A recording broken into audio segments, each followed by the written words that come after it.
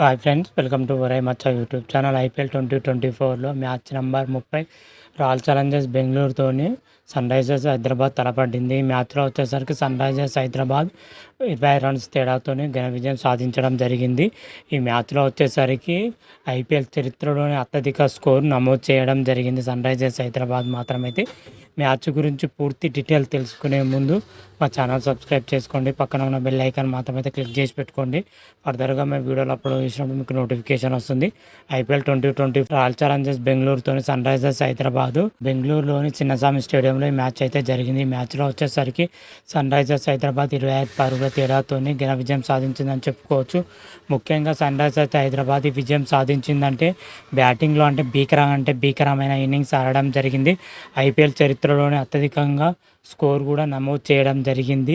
గత స్కోర్ను రికార్డును కూడా ఎస్ఆర్హెచ్ తెలిపేయడం జరిగింది. గత స్కోర్ కూడా ఎస్ఆర్హెచ్ క్రియేట్ చేసిన స్కోర్నే ఎస్ఆర్హెచ్ను మళ్ళీ రికార్డ్ మాత్రం అయితే బద్దలు కొట్టి కొత్త స్కోర్ని అయితే రికార్డుని అయితే నెలకొల్పడం జరిగింది. ఎస్ఆర్హెచ్ వచ్చేసరికి నిర్ణీత 20 ఓవర్లోనే 287 పరుగుల భారీ స్కోర్ చేయడం జరిగింది. ఈ మ్యాచ్లో వచ్చేసరికి ఎస్ఆర్హెచ్ బ్యాటర్లు మాత్రం అయితే భీకరంగా ఆడారని చెప్పుకోవచ్చు. అండ్ క్లాస్ లైన్ కానీ, ట్రావిస్ హెడ్ కానీ, అదేవిధంగా Aiden Markram, Abdul Samad, Abhishek Sharma, SRH బ్యాటర్లు మాత్రమే అంటే అందరు భీకరంగా ఆడారని చెప్పుకోవచ్చు. ముఖ్యంగా ట్రావిస్ హెడ్ మాత్రమైతే ఆ భీకరమైన ఇన్నింగ్స్ చూస్తుంటే ఎక్కిపోయిందని చెప్పుకోవచ్చు. ఏ బౌలర్ కూడా ట్రావిస్ హెడ్ని బౌలింగ్ చేయాలంటే చాలా వణికిపోయారని చెప్పుకోవచ్చు. ట్రావిస్ హెడ్ వచ్చేసరికి కేవలం 41 బంతుల్లోనే 102 పరుగులు చేయడం జరిగింది. అందులో 9 4 8 భారీ సిక్సర్లతో రాణించడం జరిగింది. ట్రావిస్ హెడ్ వచ్చేసరికి 248 స్ట్రైక్ రేట్తో ఆడడం జరిగింది. ట్రావిస్ హెడ్ విధ్వంసకరమైన ఇన్నింగ్స్ మాత్రమైతే నెక్స్ట్ లెవెల్ అని చెప్పుకోవచ్చు. ఇంతవరకు ఐపీఎల్ చరిత్రలో ఇంత విధ్వంసకరమైన ఇన్నింగ్స్ ఎవరు కూడా ఆడలేదని కూడా చెప్పుకోవచ్చు.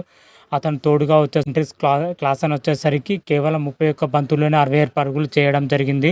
2 4 7 భారీ సిక్సర్లతో క్లాసన్ మాత్రమైతే విధ్వంసకరమైన ఇన్నింగ్స్ ఆడడం జరిగింది. 216 స్ట్రైక్ రేట్తో క్లాసన్ ఆడడం జరిగింది. అతనితో పాటు అబ్దుల్ సమాద్ వచ్చేసరికి కేవలం 10 బంతుల్లోనే 37 పరుగులు చేయడం జరిగింది. 37 పరుగులు 10 బంతుల్లోనే అబ్దుల్ సమాద్ మాత్రమైతే భీకరమైన ఇన్నింగ్స్ ఆడడం జరిగింది.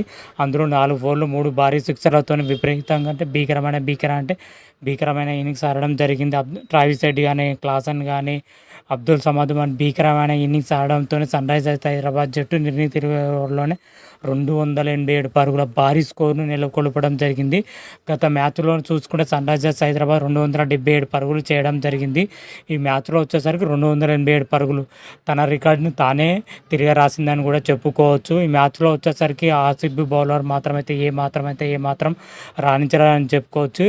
ప్రతి బౌలరు ఓవర్కి వచ్చేసరికి 11 నుంచి 13 పరుగుల చొప్పున పరుగులు ఇవ్వడం జరిగింది. ప్రతి ఓవర్లో సన్ రైజర్స్ బ్యాటర్లు అయితే రాయల్ ఛాలెంజర్స్ బౌలర్ల పైన అయితే ప్రతి దాడి చేశారని కూడా చెప్పుకోవచ్చు.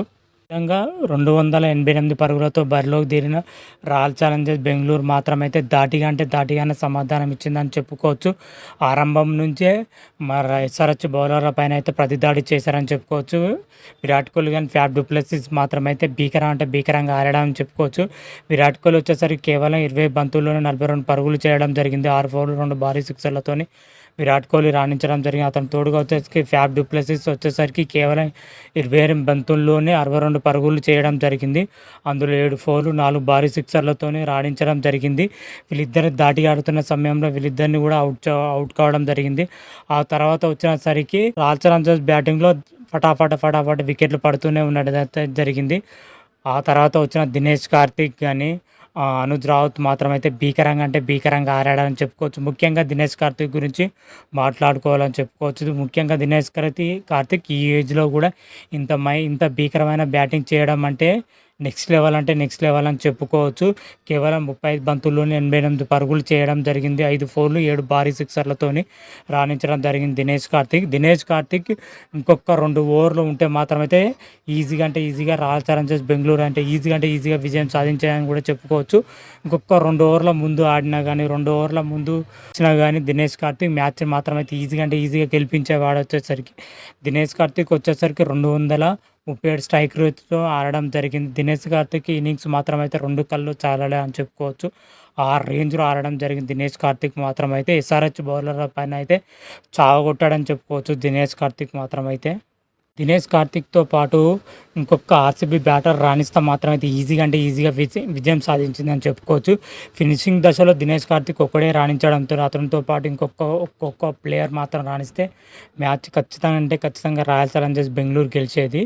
కాపోతే దినేష్ కార్తీక్ సపోర్ట్‌గా ఎవరు రాణించలేదు. కొద్దిసేపు వరకు మైపాల్ రోమర్ రాణించినా గానీ, ఆ తర్వాత అనుజ్ రావుత్ రాణించినా గానీ అప్పటికే మ్యాచ్ జరగాల్సిన డ్యామేజ్ అయితే జరిగిపోయింది. అందుకే సన్‌రైజర్స్ హైదరాబాద్ మాత్రం 26 పరుగుల తేడాతోని ఘన విజయం సాధించిందని చెప్పుకోవచ్చు. ఈ మ్యాచ్‌లో వచ్చేసరికి ఎస్ఆర్‌హెచ్ బౌలర్లు గానీ, ఆర్‌సీబీ బౌలర్లు గానీ ఎవ్వరు రాణించలేదని చెప్పుకోవచ్చు. ఎందుకు బౌలింగ్ పొజిషన్ ఎందుకున్నారని ఒక్కొక్క బౌలర్ అనుకోవచ్చు. ప్రతి ఓవర్‌లోంచి 11-15 పరుగుల మధ్య రాబట్టడం జరిగింది. ఎస్ఆర్‌హెచ్ బ్యాటర్లైనా గానీ, ఆర్‌సీబీ బ్యాటర్లు గానీ సేమ్ పొజిషన్‌లో రాణించడం జరిగింది. కాకపోతే ఎస్ఆర్‌హెచ్ బౌలర్లు లాస్ట్‌లో కొద్దిగా కట్టుదిట్టంగా బౌలింగ్ ఏయడంతోని విజయం దక్కిందని చెప్పుకోవచ్చు. దినేష్ కార్తీక్ ఉంటే మ్యాచ్ ఫలితం ఇంకోలాగా ఉండేది. కాకపోతే దినేష్ కార్తీక్ అవుట్ అవడంతోని మ్యాచ్ ఫలితం ఒకేసారిగా ఎస్ఆర్‌హెచ్ వైపు తిరిగిందని కూడా చెప్పుకోవచ్చు. చివర్లో వచ్చేసరికి సన్‌రైజర్స్ బౌలర్ కొంచెం మేరకైతే రాణించడం జరిగింది. అందుకే గెలిచారని కూడా చెప్పుకోవచ్చు. ముఖ్యంగా ప్యాట్ కమిన్స్ వచ్చేసరికి 4 ఓవర్లు వచ్చి 43 పరుగులు ఇచ్చి 3 వికెట్లు తీయడం జరిగింది. మయాంక్ మార్కండే వచ్చేసరికి 4 ఓవర్లు ఇచ్చి 46 పరుగులు ఇచ్చి 2 వికెట్లు తీయడం జరిగింది. వీళ్ళిద్దరూ ఎస్ఆర్‌హెచ్ బౌలర్‌లో కొంత మేరకైతే రాణించడం జరిగింది. వీళ్ళు కూడా ధారాళంగా పరుగులు ఇవ్వడం జరిగింది. ఓవర్‌కు 10 పరుగుల నుంచి 12 పరుగుల మధ్య వీళ్ళు కూడా పరుగులు ఇవ్వడం జరిగింది. కాకపోతే వికెట్లు తీయడం జరిగింది. చివర్లో వీళ్ళు రాణించడంతోనే విజయం దక్కిందని కూడా చెప్పుకోవచ్చు. ఓవరాల్‌గా చూసుకుంటే మాత్రం అయితే ఈ మ్యాచ్‌లో ఇరు జట్లు మాత్రం అయితే ఓవరాల్‌గా అయితే రాణించరని చెప్పుకోవచ్చు. అటు ఆర్‌సీబీ ఓడిపోయినా కానీ మంచి పోరాట పటిమను అయితే కనబరిచిందని చెప్పుకోవచ్చు. అదేవిధంగా సన్‌రైజర్స్ హైదరాబాద్ కూడా బాగానే ఆడింది అని చెప్పుకోవచ్చు. మరి ఇరు జట్లు మరితే నెక్స్ట్ మ్యాచ్‌లో ఎలా ఆడుతుంది, ఏ విధంగా ఆడుతున్నాయని అయితే నెక్స్ట్ వీడియోలో తెలుసుకుందాం. అంతవరకు మీకు ఈ వీడియో కానీ నచ్చినట్లయితే లైక్ చేయండి, షేర్ చేయండి. మరిన్ని వీడియోల కోసం మా ఛానల్ సబ్స్క్రైబ్ చేసుకోండి. పక్కన ఉన్న బెల్ ఐకాన్ మాత్రం అయితే క్లిక్ చేసి పెట్టుకోండి. ఫర్దర్గా మీ వీడియోలు అప్లోడ్ చేసినప్పుడు మీకు నోటిఫికేషన్ వస్తుంది. హర హర మహాదేవ్, శంభో శంకర. Thank you.